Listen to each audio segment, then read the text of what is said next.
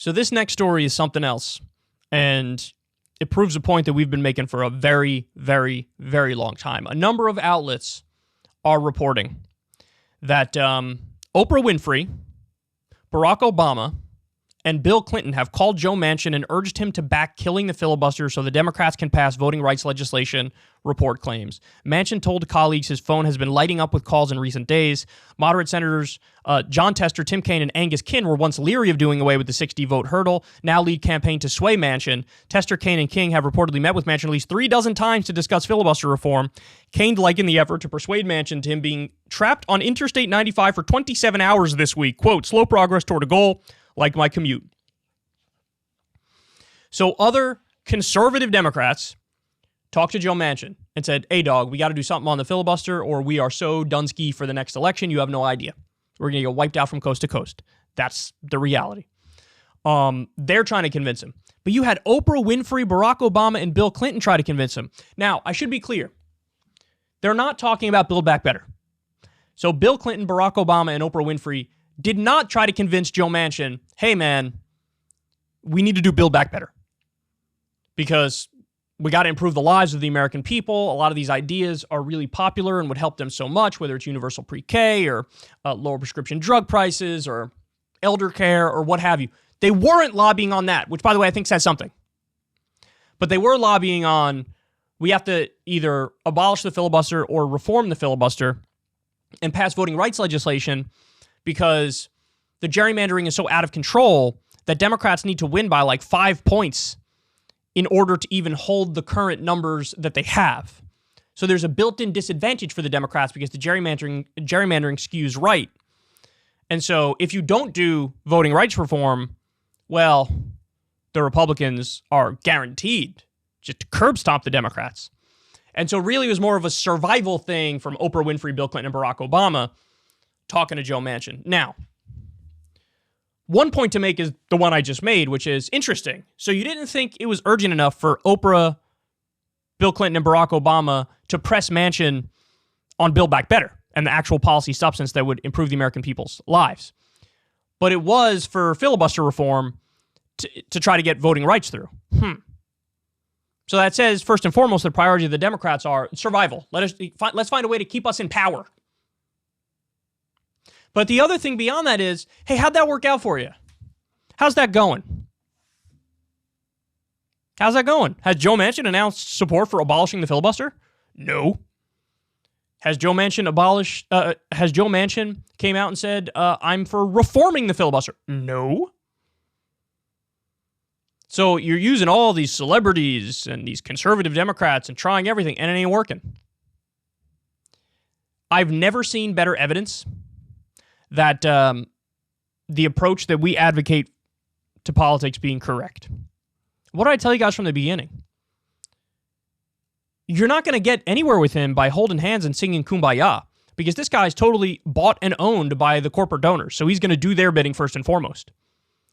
The only way you're going to get this guy to do the right thing is to make him an offer he can't refuse.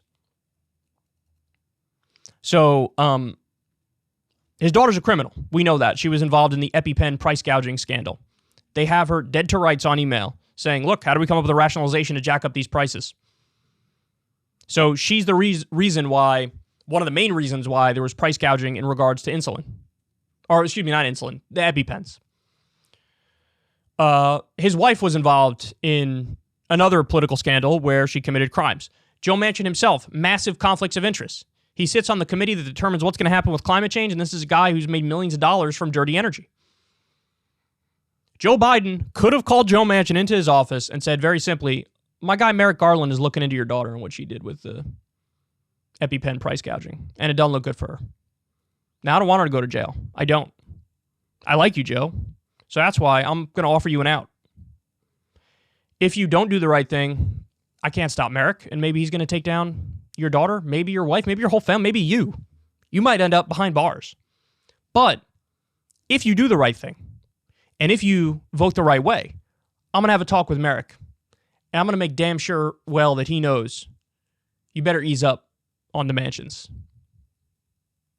So if you do the right thing, look, I'll sweeten the pot. Not only will you and your family not be prosecuted, but we'll build a statue to you in West Virginia. We'll give you even more infrastructure money. We'll take you or whoever you want and put them in our administration. You'll be a hero if you do the right thing on Build Back Better and on the filibuster. You'll be a hero. But if you don't do that, I don't know what you want me to tell you. They're going to go after your daughter. They're going to do that. Now, Joe, you can go run to the media and tell them about our meeting here. But that's not going to stop Merrick Garland from prosecuting the crimes that were committed by your family. So it's up to you. It's up to you. If you do the right thing, you're a hero. If you do the wrong thing, it's going to be a tough time for the Manchin family now, isn't it? That's what you had to do. And he didn't do that.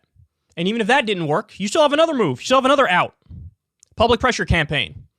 Everybody goes and gives speeches in West Virginia. You run ads on West Virginia TV calling him corrupt Joe Manchin, saying here's the money he's taken from these industries. Here who he's representing. He's not representing you. Here are the polls that show West Virginia people support Build Back Better. This is what you do. They didn't do it.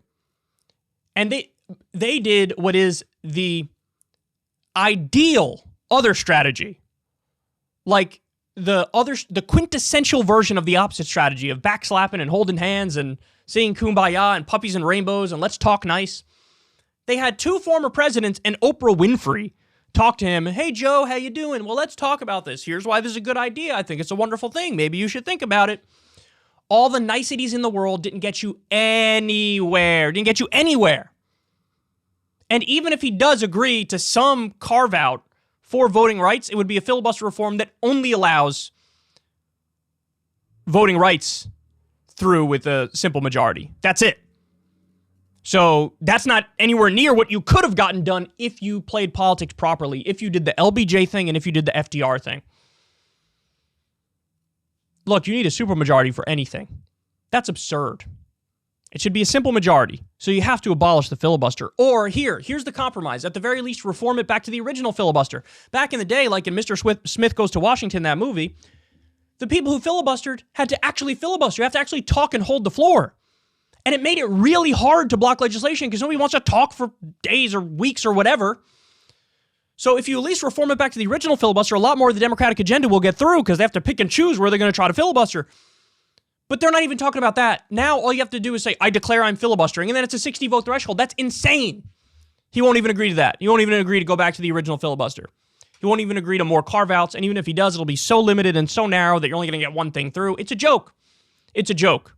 So how'd that work out? How did it work when Joe Biden called Joe Manchin JoJo and backslapped with him and was talking nice with him all the time? When Oprah and Bill Clinton and Barack Obama and all the conservative Democrats were like, hey, Joe, here's why we need to change it. He's not going to budge because he doesn't care about the celebrities. He doesn't care about the niceties. He is representing the donor class. And the donor class wants him to hold up the Democratic agenda. And so he's doing exactly that. He's representing his donors. He's representing the industries. He is corrupt. So you can't ask him to do it. You have to make him do it.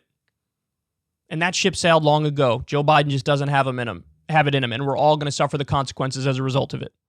Hey, y'all, do me a favor and like and subscribe. It helps out big time in the algorithm. Click the bell as well for notifications when videos drop, and watch that video on screen right now. You know you want to.